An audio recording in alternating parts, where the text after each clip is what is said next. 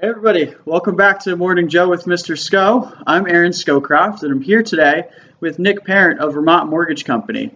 Hi, how are you today? Doing good, doing good. I appreciate you taking the time to bring me out today and, let me interrupt your day, Yeah. as I seem to be doing with everybody now. Yeah, you're never interrupting for a cup of coffee. Come by true. anytime. Coffee, indeed. So, Nick, I wanted to bring you on the show today to help our clients here and anybody else who might be watching understand what it is that you do as a mortgage broker and how that ties into the community and what services you offer. Sure, yeah. I've been a mortgage broker for almost 12 years. Recently, this man went off on my own and started my own company, Vermont Mortgage Company, and it's been great. I had a baby back in February. Yep, I know that. 9 months old now, right? 9 months old, yeah. Wow. Yep. She just started crawling last week, and it was pretty special around the house. So, but now she's getting into everything quickly. Everything, buttons, knobs, Yep. whatever can be pressed or pulled or carried with her. Yeah. Probably gonna start getting a little crazier. Yeah.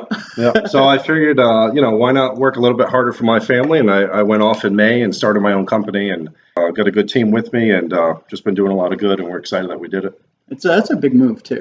Yeah, it's good. It is big. Luckily, I've worked hard a lot in this community, so I have a lot of relationships and people have been really good to me. So that's excellent. Yeah. Really good. What we had been talking about was something called the 3 C's. Could you elaborate on that a little bit? My whole function as a mortgage broker is to guide people through the home buying process. So the way I do it is to have competitive products, but really it's about educating the borrowers, finding out what is best for their budget, their comfort level, where they're at in their life, what their short and long-term goals may be. So we dig into that a little bit, but the basics of financing or buying a home can be basically round up into 3 things that the banks look at, which is the 3 C's that I call it. Oh, okay. That makes sense. Yeah. So within that, there's a lot of guidelines. There's a lot more that goes into it. But basically, the fundamentals of it is the 3 C's, which is credit, the collateral, and then the capacity or the ability to pay the loan back. Absolutely. Credit score, I think a lot of people are pretty familiar with.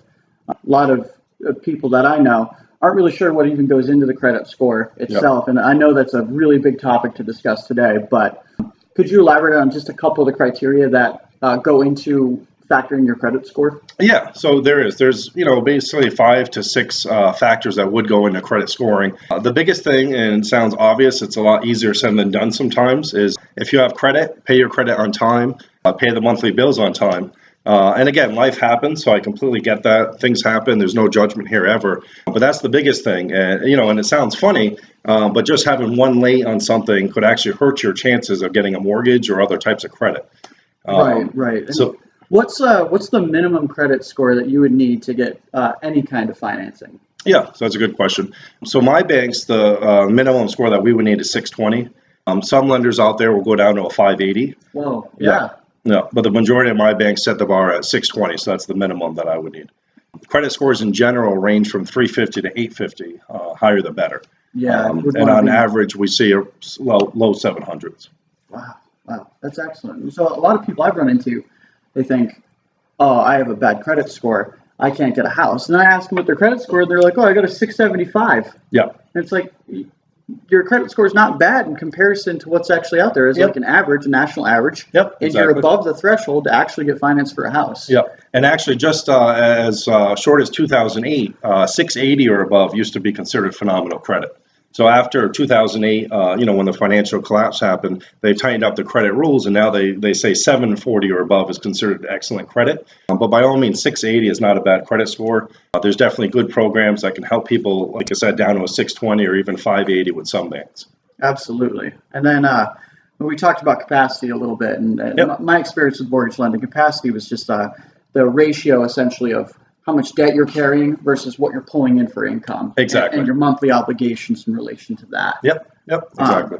And tied back into the credit score, if you have the ability to borrow more, but you're spending only like 20% of what you could borrow, say credit cards, for instance. I hear that's actually probably pretty good for your credit score to show that you are making payments. And not over abusing the amount of credit you've been given. So it's important. They do want to see that you're exercising your credit. So they do like to see that you're using it monthly. Like I said, you're paying it back on time, so that helps your scores. But typically they like to see that, I believe it's either 20 or 30% below than what you can borrow. So essentially you have 70 to 80% borrowing power on those credit cards, things like that. Absolutely. So that's one thing. The other thing that does hurt your credit is inquiries. So what hurts people is if they get different types of credit inquiries within a short time frame. So if you're going to get a new BMW tomorrow, I don't know if you're looking at Beamers. I hope so. Soon. You go out to the mall and get a new Gap credit card, and then maybe you come see me and you're trying to get a mortgage. So if you're getting different types of credit quickly, to the creditors, it looks like you're spreading yourself thin quickly or trying to obtain a lot of debt in a short time period. So that does hurt your scores a little bit as one of the factors as well. Another common myth, I'm hoping maybe you can help me pop this bubble, is people think that when they're going out to finance a house, and that's the only thing that they're getting a hard inquiry on, that if they are going to different lenders to get different quotes on a mortgage, and a lot of people believe that each individual hard inquiry is affecting their credit score negatively. Is that true or false? It's actually false. So what we're told from bureaus is that if you have, let's say, 5 banks pull your credit for a mortgage inquiry within a 30-day time frame, it is only supposed to count as one inquiry. So the bureaus are supposed to recognize that you're shopping around for a mortgage. With that being said, I run really low rates, competitive rates, so I always tell my clients to shop around.